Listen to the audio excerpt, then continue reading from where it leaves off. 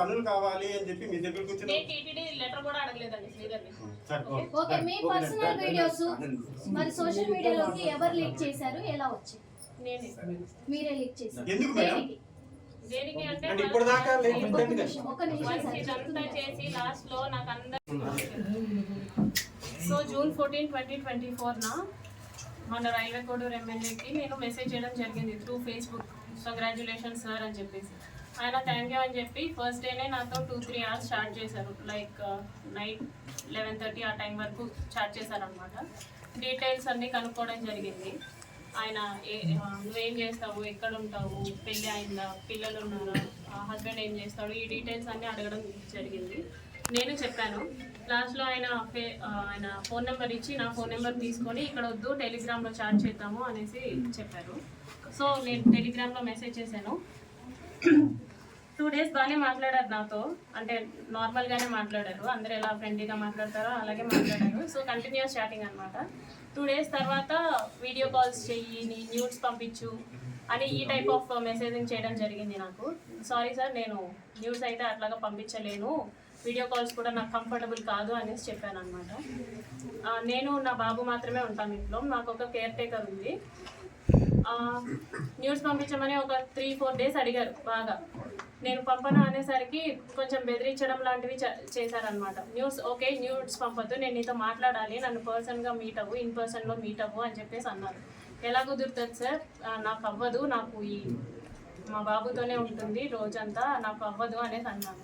ఒక 2 days బాగా బతిమలాడుకున్నట్టు అడిగారు అనమాట నన్ను. మీట్ అవ్వచ్చు కదా, ఈ టైంకి మీట్ అవ్వచ్చు కదా, నేను ఈ టైంకి ఫ్రీ అవుతాను అనేసి ఇలా అడగడం జరిగింది. నేను రిజెక్ట్ చేశా. ఆ తర్వాత కొంచెం ఆయన అధికారం చూపించడం లైక్ నేను రైల్వే కోడూరు ఎమ్మెల్యేని, నా కోడూరు ఇది ప్రస్తుతానికి, నువ్వు ఇక్కడే జాబ్ చేస్తున్నావు, నీ ట్రాన్స్ఫర్ కూడా నా చేతిలోనే ఉంటుంది, నీ ప్రమోషన్స్ కూడా నా చేతిలోనే ఉంటుంది అని ఈ టైప్ ఆఫ్ మాటలు మాట్లాడడం స్టార్ట్ చేశారనమాట. నాకు అర్థమైంది సార్, మీరు ఎంత చెప్పినా సరే నేనైతే కలవడం జరగదు అనేసి నేను చెప్పాను. ఆయన ఫోర్స్ చేస్తూనే వచ్చారు. నేను ఈయనకి ఫోన్ కాల్స్లో మెసేజెస్లో చెప్పడం అర్థం కావట్లేదేమో అని చెప్పేసి నేను కలుస్తాను. జూలై 9th కలిశాను for the first time. July 9th కలిశాను. ఆయన షెడ్యూల్ అంతా అయిపోయిన తర్వాత నైట్ 8 o'clock అలాగా వచ్చి నన్ను పిక్ చేసుకున్నారు. మా ఇంటి దగ్గర పిక్ చేసుకొని తీసుకెళ్లారు. రైల్వే కోడూరు నుంచి కడప రూట్ వెళ్దాం అనేసి అన్నారనమాట. Railway Koduru to Kadapa route 90 kilometers వస్తుంది, కడప వరకు 90 kilometers వస్తుంది. సో స్టార్ట్ అయ్యాము. మా బాబుతో మా కేర్ టేకర్ ఉంది. ఇన్ ద మీన్ వైల్లో ఆయన మళ్ళీ ఎందుకు కలవని అంటున్నావు, ఎందుకు మెసేజెస్కి అలా రెస్పాండ్ అవుతున్నావు, ఎందుకంత పొగరు చూపిస్తున్నావు అని చెప్పేసి ఈ మాటలు మాట్లాడారు. రాజంపేటకు వచ్చేసరికి రాజంపేట టు బాక్రాపేట మధ్యలో ఒక విలేజో మరి ప్లేసో నాకు ఐడియా లేదు, అక్కడ ఆపారనమాట. ఆపిన తర్వాత నేను ఎందుకు ఆపారండి అంటే, ఎందుకు నువ్వు నాతో సరిగా ఉండట్లేదు, ఎందుకు నేను అడిగినవన్నీ చేయట్లేదు అని చెప్పేసి కాన్వర్సేషన్ స్టార్ట్ చేశాను. లేదండి నేనైతే ఆ టైప్ కాదు, నేను ఇక్కడ 5 years నుంచి ఉంటున్నాను, నేనైతే ఆ టైప్ కాదు, నేనేంటో నా జాబ్ ఏంటో అన్నట్టు ఉండేదాన్ని అనేసి నేను చెప్పాను. నువ్వు నాకు సెక్షువల్లీ కావాలి అనేసి ఆయన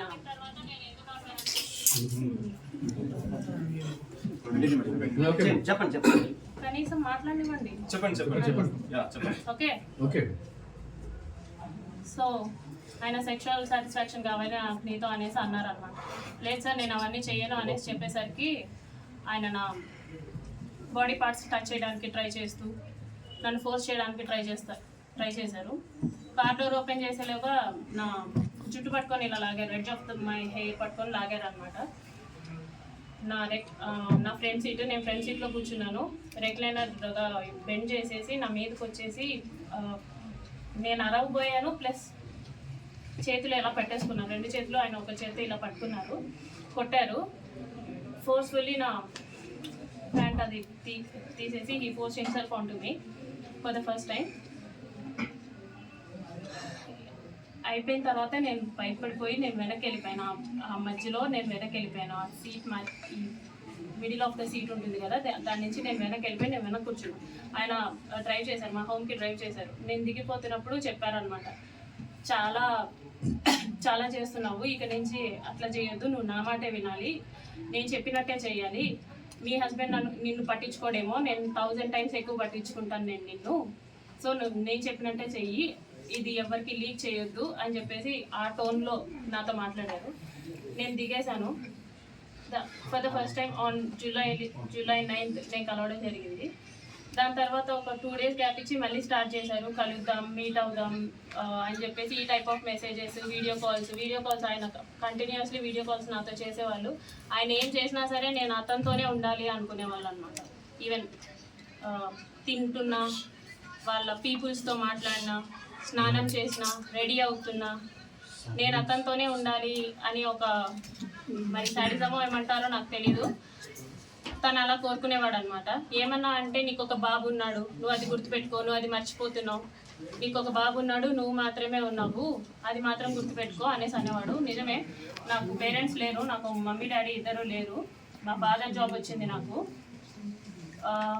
నా ఫస్ట్ స్టేషన్ రైల్వే కోడూరులోనే. నాకు ఒక తమ్ముడు ఉన్నాడు, కానీ దూరంగా చదువుకుంటున్నాడు వాడు. మా హస్బెండ్ వచ్చేసి సాఫ్ట్వేర్, ఆయన దూరంగా ఉంటాడు నాకు. నా బాబు నేను మాత్రమే ఉంటాం. ఆయనకు అది బాగా ఆసరా అయింది. నా గురించి ఫుల్ డీటెయిల్స్ కనుక్కొని ఆయన ప్రొసీడ్ అవ్వడం జరిగింది.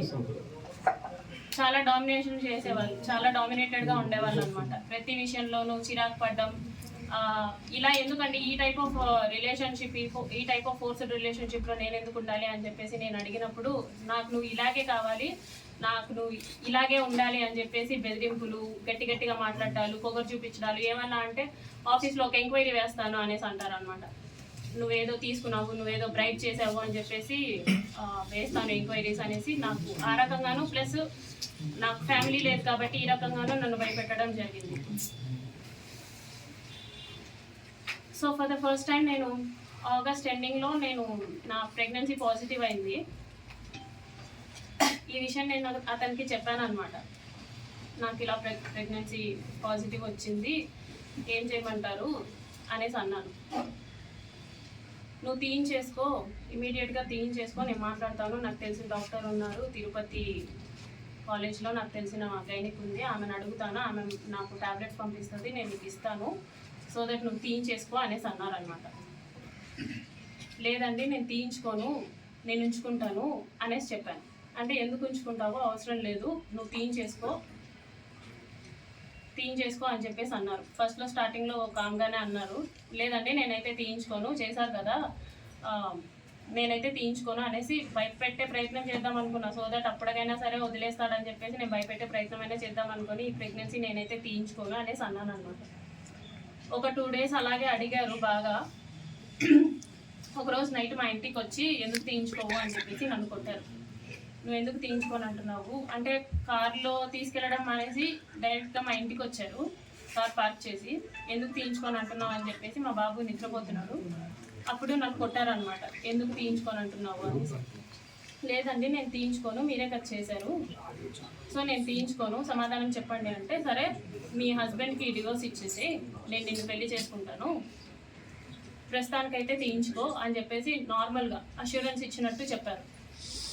సో నీ హస్బెండ్తో నువ్వు డివోర్స్ తీసుకున్న తర్వాత నేను నిన్ను పెళ్లి చేసుకుంటానంటే, అవసరం లేదు అని చెప్పేసి నేను ఫర్ ద ఫస్ట్ టైం నేను అబార్ట్ చేయించుకున్నాను. అది కూడా అతనే టాబ్లెట్స్ తీసుకొని వచ్చారు, వాళ్ళ ఫ్రెండ్, తిరుపతి ఫ్రెండ్ ఎవరో ఇచ్చారంట, గైనిక్ సమ్మన్ టాబ్లెట్స్ తీసుకొని వస్తే for the first time abort చేయించుకున్నాను నేను వాళ్ళతో. ఇందులో నాకు తెలియని విషయం ఏంటంటే, ఈ మీన్ వైల్లో ఒక 4 months ముందు మా హస్బెండ్ కి కాల్ చేసి, sir, if you file a case in the court also, you don't say, sir, let me clear you one thing.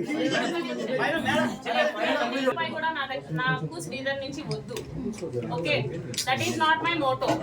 అతను నాకు చేసిన దానికి అతనికి లీగల్ గానే అన్ని ఎంక్వైరీ చేసే, నన్ను పిలిపించండి, అతన్ని పిలిపించండి, వాట్ ఈస్ వాట్ అనేది కనుక్కోండి, వాట్ ఈస్ వాట్ అనేది కనుక్కున్న తర్వాతే, అసలు ఏమైందో అంతా జరిగిన తర్వాతే మాకు శిక్ష వేయండి.